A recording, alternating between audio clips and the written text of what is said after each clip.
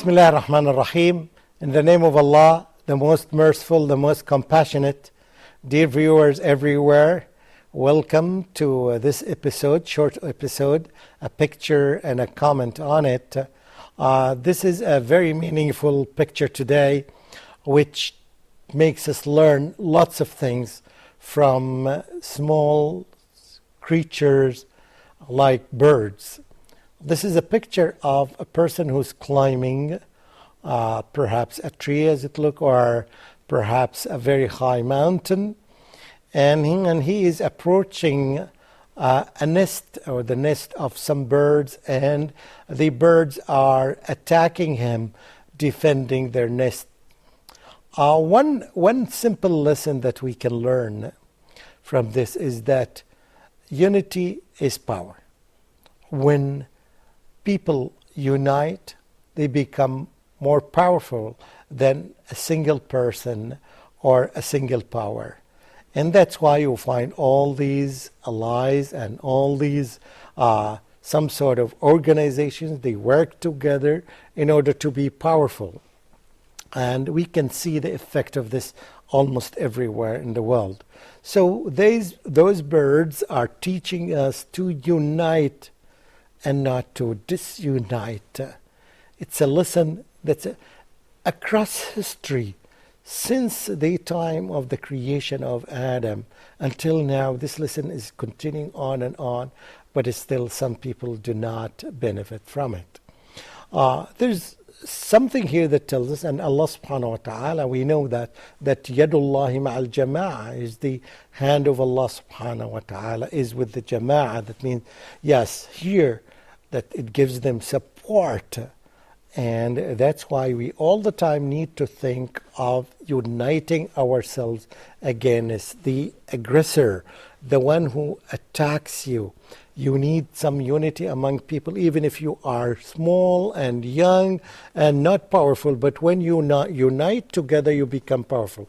Even these two hands that you have, when each one of them is in itself, it has some power, but when you add the two hands together, it becomes more powerful, as you can see, and you can do it by yourself.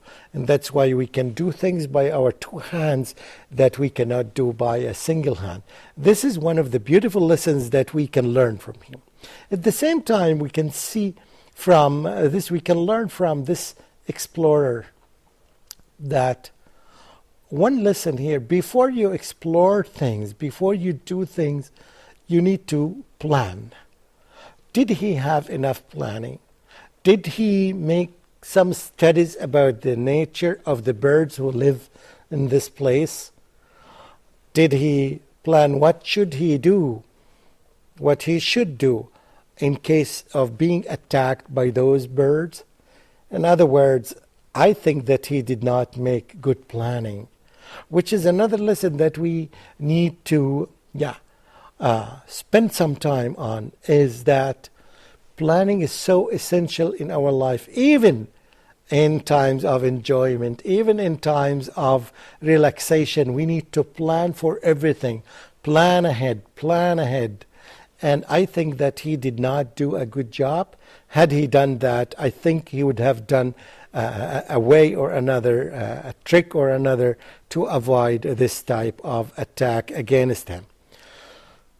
Then from a third perspective, we can see that it's good business of a person is not to be indulged in business of others. Why do you want to poke your nose in issues that do not belong to you? I mean, why do you expose yourself to this? It's much better to spend your time in something that may be beneficial to you and human being. From a third perspective, when we see, or a fourth perspective, when we see these birds are attacking and making this attack, and they can cause this happen, we immediately link it with the most famous incident that happened immediately in the year when our Prophet Muhammad sallallahu alaihi wasallam was born. We know that. It's a reminder of for you, all of you, that he was born in the year that's called the year of elephant. We know this famous story that Abraha, the king of Abyssinia, who was the king of Yemen, who came to this area leading a whole army with him, with a huge elephant, and their target was to destroy the Kaaba. And yes, we remember that this army was destroyed by birds. Flocks of birds came carrying small stones and throwing these stones upon the heads of the soldiers until they destroyed the army. Again, it was birds coming in flocks. They're coming together, cooperating together to destroy this army that was attacking unjustly, trying to destroy the Kaaba. This year is the year of the elephant. That's very famous, and this is one of the lessons that is وَلِلَّهِ جُنُودُ السَّمَاوَاتِ وَالْأَرْضِ. For Allah subhanahu wa ta'ala belongs all the soldiers in the heavens and the earth.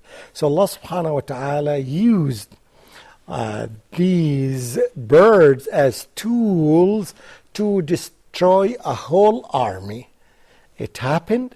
This is a very famous story known to almost every Muslim on this planet, with the lesson of it that Allah subhanahu wa ta'ala can use these small birds even against a human being. They can attack a human being, they can attack a whole army, and they can achieve what Allah subhanahu wa ta'ala wants to do. We know that Allah subhanahu wa ta'ala can do anything by just a simple word, be, and it happens. Be, and it becomes. We know that these two simple letters, B, the B and the E, and in Arabic it is kun, the kaf and the noon. Allah subhanahu wa ta'ala makes things happen. I hope that we can benefit from this picture, and I hope again, whenever we see a picture, we can reflect upon it, and we can see what lessons we can learn from it. We ask Allah subhanahu wa ta'ala to make us of those who benefit from what we learn, to benefit from our lives, and to give benefit and to teach these benefits to others. Wassalamu alaikum wa rahmatullahi wa barakatuhu.